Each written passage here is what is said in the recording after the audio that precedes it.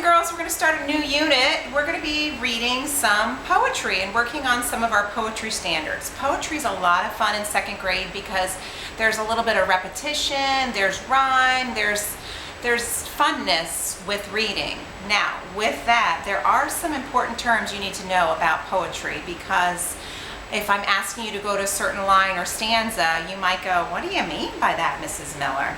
So the best way I can describe it to you is a line in a poem is kind of like a sentence in a book.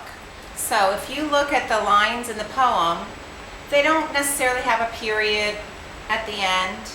It's just one line of text. So if I say go to line 5, you're going to count down 1, 2, 3, 4, 5.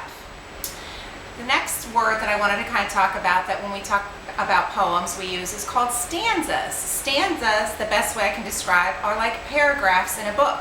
So if you see here, I've got a stanza there, stanza there, stanza there, stanza there, stanza there. So you can see visually there's 1, 2, 3, 4, 5 stanzas.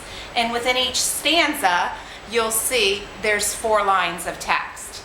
So that's going to help you a little bit with maneuvering and manipulating what some of these poems mean. So I'm going to share one that's kind of a funny one with you today. I eat kids, yum yum. A child went out to play one day. She only went to play. A mighty monster came along and sang in a mighty monster song. I eat kids, yum yum. I stuff them down my tum. I only leave them their teeth enclosed. I especially like the toes. The child was not amused. She stood there and refused. With a skip and a little twirl, she sang the song of a hungry girl. I eat monsters, burp. They make me squeal and slurp. It's time to chomp and take a chew, and what I'll chew is you. The monster ran like that. It didn't stop to chat. The child went skipping home again and ate her brother's model train.